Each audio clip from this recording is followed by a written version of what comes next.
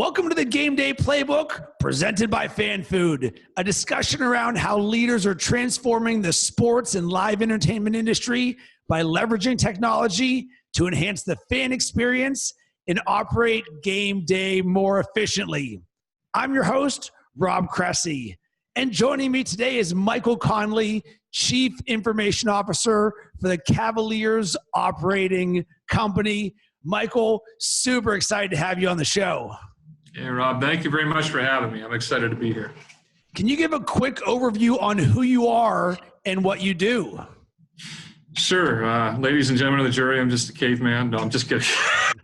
So as you had mentioned, my name is Mike Conley. I'm the Chief Information Officer for Cavs Operating Company. I'm going into my 7th season at Rocket Mortgage Fieldhouse, formerly known as Quicken Loans Arena. And, my areas of responsibility are really centered around technology, both the innovation side of technology and the infrastructure. So I lead our IT initiatives here, which includes 3 tiers, or really 4 tiers of an IT group. We have an emerging technology arm, where we have a senior director that leads that group, and their main responsibility is to stay out in the forefront of technology, constantly looking for and vetting out the latest and greatest vendors and technology providers in the space, and scoring them against our own kind of grading system for how we value technology through our own internal value streams, and then makes that data and that information available for the organization and democratizes it. So as people are starting to look for solutions, whether it be in-house or out-of-house, there is a healthy catalog of vendors that are scored with details and the right contacts, what they, precedent and other projects they've worked on. And that allows us to, I think, really focus in our areas of strength while having somebody that's always out there keeping their finger on the pulse of what's going on, which is a bit atypical for an IT arm nowadays. We also have a development operations arm. So our DevOps team is, we've got architects, we've got front-end developers, we've got back-end developers, we have designers, we have UX, you name it. We've made a heavy investment internally so we can really be nimble to meet the needs of the organization and not be so heavily reliant against the vendor space, and start getting into a situation I call vendor soup, where all these people are pointing fingers at each other and we're not coming away with any real meaningful solutions. Our network operations team, that's your DAS, your Wi-Fi, your LAN, all the good things that a traditional IT group would be made up of, and we look at that rather aggressively, understanding the changing landscape there. And then your standard IT operations, which is, a lot of people call them help desk. I'm not a big fan of the term. They do a lot more than just answer calls at the desk. They really kind of keep the organization running and the business efficient on a day-to-day basis. But on top of that, all of our digital strategy and efforts, from content development to our revenue and advertising strategy, our marketing strategy on the digital side, as well as our digital production. So kind of a wide spectrum, and business intelligence fits into that with the dotted line as well. Well, it's good to see that. Good to see that you're not working on much over there. You know what? I love it. It's always something new every day. And I say I'm fortunate because I get to come in and be a leader of a team of extraordinary people. I'm just, I consider myself a servant leader to them. My job is to remove hurdles and make their jobs more easy on a daily basis, while providing a higher level strategy for where we're looking at the business 3 to 5 years from now. Cool. As we speak, we are less than 2 hours from the NBA draft. And you, of the entities, the Cleveland Cavaliers, is one of the things that you are working on. So can you give us any quick insight into, does this day change at all for you, or for us who aren't part of a Cavs organization? Is there a buzz, or what is a day like this? Yeah, of course there's an internal buzz. This is kind of like our opportunity to turn over a new leaf, right? Not every team every year has a smattering of draft picks that are going to impact the roster on the following year. I think we've been on the other side of the equation the previous 4 years. So now having a high draft pick back in the lottery, and also having a pick slot in the 20s brings a lot of real excitement. We're going to start to see the new face, or new faces tied to the organization, come in. especially now that we have a brand new coaching staff with Coach Beeline and Coach Bickerstaff that have been brought in. I mean, the culture's changing. And anytime you change culture, you need change agents to help you in that process. And I think we're excited to target two, exciting young men to help us shape the roster as we move forward. But in regards to does it change our day-to-day, yes and no. I think we approach our day-to-day very consistently. We understand we've got services that we need to deliver back to the organization. So a lot of our time is on the IT side is spent setting up the war room for our basketball operations team, making sure all phone lines, all internet connections are operating and operating effectively. So kind of your standard reactive type of stuff that you need to do. But, the other side of the coin is really how we're trying to take a look at this opportunity as a brand and maximize how we can generate greater loyalty and a new marketing message out to our fan base on who we're transforming into. So a lot of that effort is just trying to identify how we want to present, the brand and the opportunity around these new players back to our fan base when we do open up the doors again for the new season. And there's a lot of strategy that really goes around, okay, well, how do we introduce these new players to the region? How do we now also focus on all the new fans who are coming following these new draft picks that were either at their colleges or follow them from the time they were at AAU all the way in, and introduce this new fan base into who the Cavaliers brand is. So there's a lot of strategy that goes into it ahead of time, but a lot of the magic really happens once we're able to turn the page and actually bring these draft picks in and make them a part of our roster. And then a lot of that is, some of it is understanding as players, their focus is on basketball, but what other type of storylines or opportunities do we have to familiarize our fan base on who these folks are? And that's where we can really leverage technology to reach a wide swath of fans, whether it be through segmenting and targeting the message and the story of these players out to our fan base. A lot of what we've built this offseason, which is a really exciting product launch for us, and the first of its kind inside the NBA, is a truly personalized news feed around the content we're creating for our fans.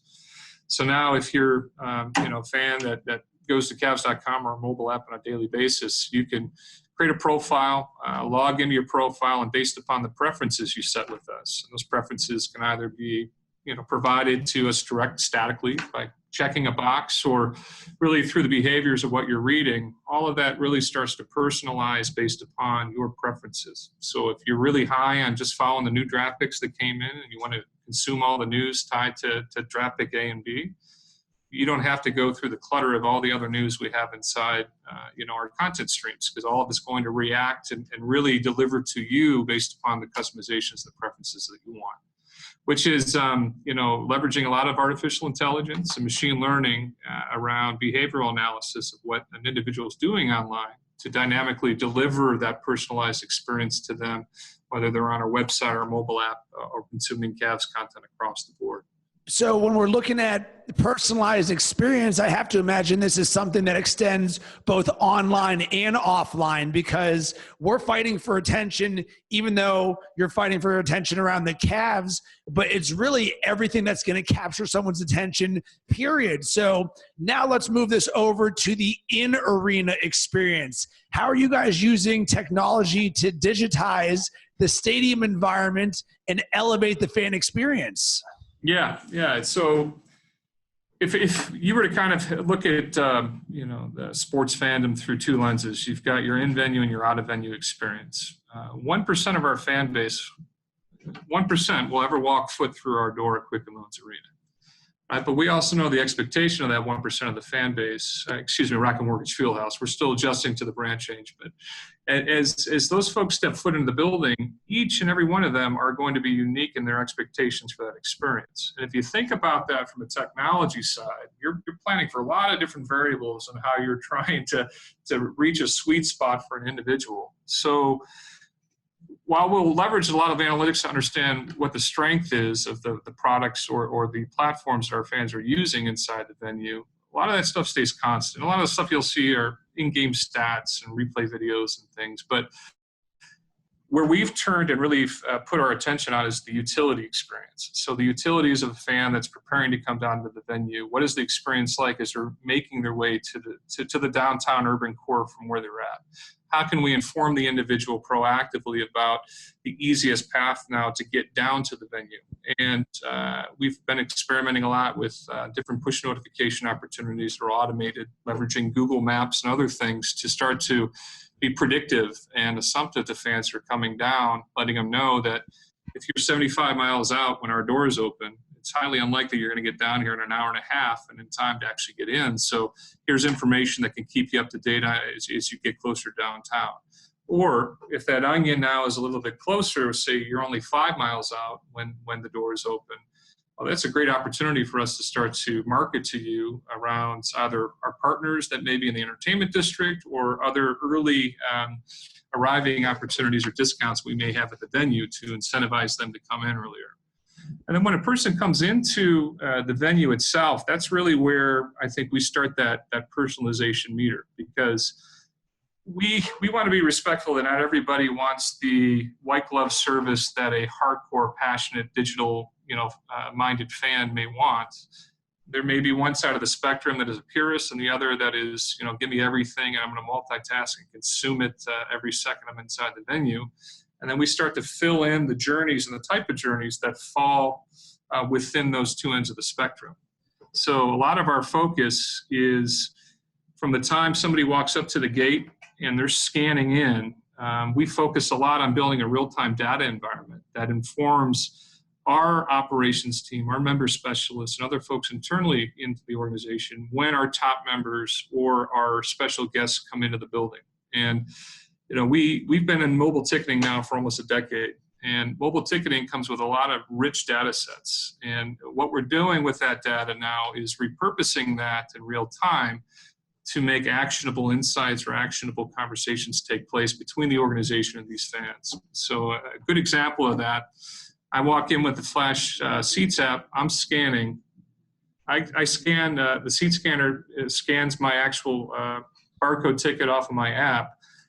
Even before that seat locator prints out those two tickets, there's already information about that individual, what door they came in, when they came in at, and who their rep is. So that rep is automatically getting notified about them entering in and telling them where they're at within their process through the venue. And the reason behind that is not, you hear a lot of this stuff about, privacy. It's a concern about, we're doing a lot of the automation in the back end that is leading to these results that we're trying to personalize around the business. So if I'm a member, my expectation is I'm going to get I'm getting red carpet service back from the organization because I'm a special, I'm a member, I'm dedicated to the organization. We want to go above and beyond to ensure that they know that there are special guests and we cater to our members.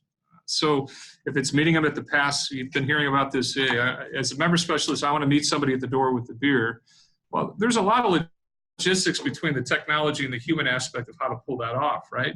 We've been able to leverage the technology and real-time data transfers to truly enable our team to be able to accomplish that now.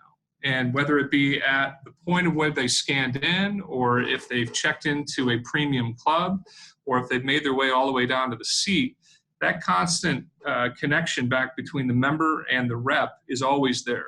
And as a matter of fact, is if at the point when somebody scans in, if our member specialist isn't available to come and talk with them, that individual can go into their app and directly text back and forth with their member specialists about anything they need while they're inside the venue for that event. So they've got direct access to their member specialists at any given time. And what that does is that allows us to set up a true understanding of how we build the best relationship for the fan in the near term and in the long term. So it gives us insights on what works to build loyalty and trust with an individual. And a lot of this stuff is really just predicated, like I said, on building stronger relationships for longer retention over time.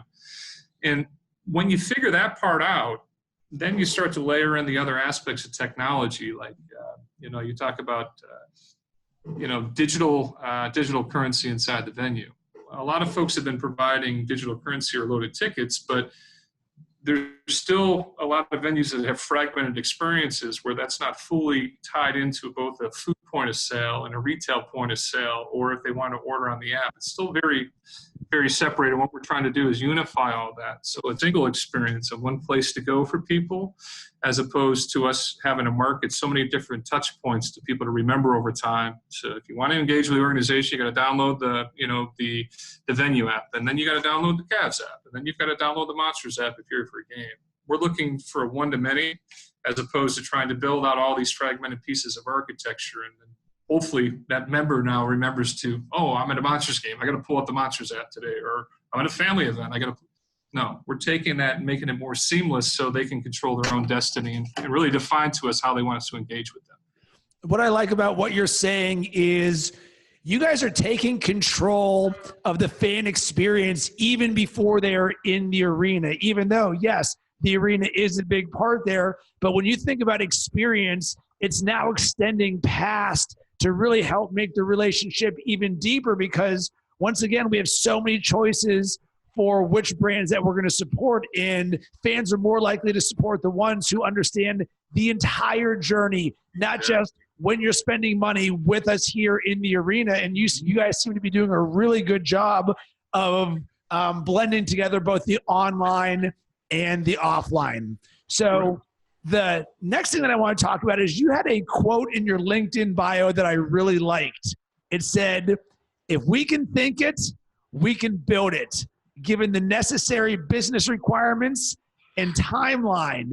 But where I want to go with this, one, I would love for you to elaborate on that. But with this in mind, we also have to talk about the speed of technology and the adoption of it. Because if you think of something and you can build it, that doesn't always mean that everybody's ready for it.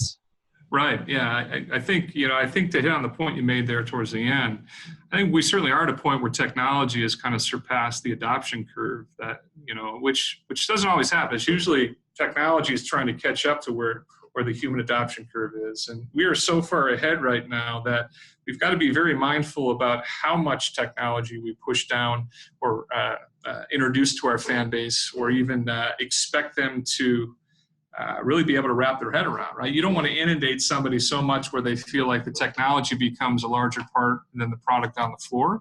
It's got to be a complement to that. So I think the quote is, if we can think it, we can build it, given the right business requirements and timeline. A lot of that is, if you read between the lines, I'm a very protocol-driven person, because you need to have process in order to have a positive results that are going to be meaningful and contribute back to the business. And in sports, and I don't want to speak in generalizations, but sports and entertainment, for the most part, trails a lot of the other verticals in corporate America from the business side. Meaning, like, while fintech has been trying to transform the industry now for the past 20 years in preparation for the technology curve that's happening now, sports is literally going with the ebb and flow of like, oh, I heard this team's doing it, why aren't we doing that? So it's very reactive. I'm trying to take that risk out and say, okay, what do we need? And we approach everything first towards, if we solve a problem, we're going to have adoption. If we have adoption, we've got viability. If we've got viability, we have ROI, right? So let's focus on ways that we can improve our problem solving and approach that with the expertise we can bring to the table, and figure out, rather than bringing solutions to the table, we're all talking through what are our problems, and we're attacking them with the best resources available. So it's thinking about, you're thinking about functionality and practicality as opposed to end result. And that really often gets lost in this business because everything is so fast paced. And the exchange is most people are purchasing a single ticket to an event, right? So that exchange is rapidly, happening around each individual event we have.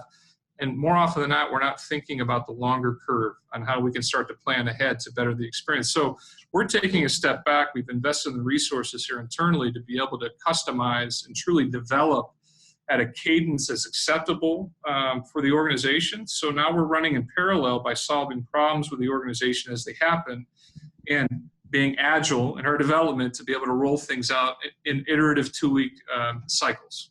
So we're never too far ahead of ourselves in trying to get down a development hole. We're rapid releasing things, and we're focused on minimal viable products and testing and feedback, so we don't bury ourselves in a project that 3 months down the line we realize was a waste of time. One thing we like to do is share insight and trends with the audience, and we'll get you out on this. I'm curious, what has your eye right now that the audience should be paying attention to, but really with the mindset of something that's actionable? And I really liked what you talked about with thinking about the longer curve and functionality and practicality, because oftentimes when you are forward thinking and you see so much that's conceptual, you're like, man, that looks awesome. And then it never really comes to fruition. So in the end, it's really not going to solve the problems. So we want to be able to leave with something. What do you got for us? Yeah, and I want to go back because I think you made a really important statement there. I think as a society, we're so caught up on the aesthetics now that we lose sight of the importance of functionality. Right, crazy.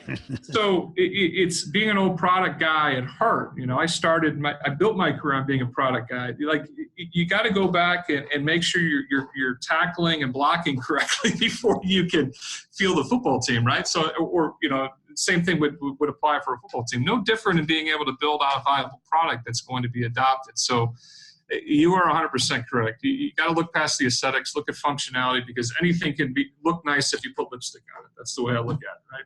But longer curve, this whole 5G, you know, this introduction of 5G and the disruption of 5G, while trying to manage the expectations of the industry experts of talking about how it's going to change the landscape and the speed at which it's going to change the landscape compared to the reality for when we're going to be ready to fully deploy and our fan base is going to be ready to take advantage of that technology is something we're trying to be smart about our investment. And in 5G with Wi-Fi infrastructure right now, most venues have invested heavily into a DAS environment and a Wi-Fi environment. And if it were up to us, everybody on the Wi-Fi, we now have better understandings and insights that come off of the Wi-Fi. If you're in an arena or a building that outsources all of the DAS to maybe a carrier that then has to sign on all the other carriers onto the network, all that's black box, right? So you're not getting the insights, you're not understanding kind of how the mobile consumption is taking place in the venue. So when you introduce 5G, now all of a sudden low latency, super low latency, it's the path forward for sports betting and venue. All of a sudden you have this big disruptor that you're saying, okay, this is a really, really big, important investment for us across the board as an organization, but how much time and effort should we be putting in on the bleeding edge compared to seeing how it balances out across the industry before we make that investment? There's still so much unknown about it. The protocols, every different provider is approaching it in a different way. But the end result, they're all telling us it's low latency, zero latency. It's going to change. It's going to be a game changer for the mobile experience. And being in this long enough, anytime you hear that, those red flags start to go up and say, nothing's never that easy, you know? We're trying to plan to be aggressive, to be somewhere between that cutting and bleeding edge, but also be responsible about our investment. Because when you're talking about infrastructure, if you don't get that right, that sets you back a long time.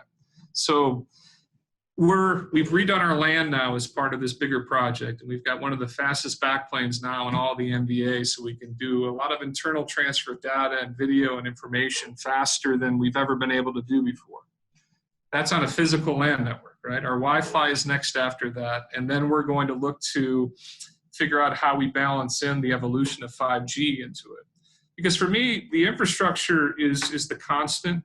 The applications are the things that come and go, right? If we get the infrastructure right and that's stable, we can plug anything in and out at any point in time and still be able to evolve. Where if we've invested too much on the application side, where the application and the vendors tied to that own that infrastructure, we're always at their mercy. We can never be nimble enough and flexible enough to be able to react to the needs of the business or the fans. So that's got me certainly stressed out. And I don't want to say stressed out as much as I've had to further, I guess, immerse myself into understanding the evolution of the 5G space than I ever did with 4G and LTE when we went from 3G to 4G, right? Because it's just a completely different animal in architecture. And I still think the connected venue, you know, when you talk, everything centers around a point of sale. So if we have an F&B provider inside we've got a great relationship with Aramark. We do a lot of great collaborative development with their group. But there's still a third-party entity that operates inside our venue, right? So they're operating on their own infrastructure, their own point of sale, but yet we're trying to connect them seamlessly into the fan experience, into retail, which we own and operate on-prem, and our ticketing and our box office. So we're very fortunate to have a great group of folks and leaders here on the Aramark side that have been open and receptive to a collaborative relationship that leverages our development resources into their stack and vice versa, so we can break down any barriers that we would have on the fan experience side for the benefit of the fan. And we've got some really cool tools that are coming out that are first generation of its kind inside a sports and entertainment venue that leverage real-time data in a point-of-sale system to start to really personalize the suite experience for when somebody checks in and lets them know that their order and their food is now fired and will be out fresh in 10 minutes. So as fans come into the venue for the upcoming year, they're going to see some new touch points that are all really built on this strong collaborative relationship we've got with Aramark and our development team here, and we're excited to bring those to market. Awesome, Michael. You're just a wealth of information. I really enjoyed this conversation. Where can people connect with you? Sure, yeah. So, probably the best path. I'm not as active as I was once on social media, but every once in a while I'll throw a snide comment out there or something just to keep myself, entertained or in the know. But MP Conley, at MP Conley on Twitter, LinkedIn, same thing, at MP Conley if you want to find me there. Welcome it, right? The larger we can make our network for other folks that are going through the same thing, and the more best practices and knowledge sharing we can do, the better off we'll be across the board. So thanks for the opportunity to talk, not only with you, but to your fan base as well. And as always, I would love to hear from you about this episode. You can hit up FanFood on Twitter at FanFood On Demand, on Instagram at FanFood App, or on LinkedIn. And you can hit me up on LinkedIn by searching Rob Cressy. It's going, it's in there. A new Major League record.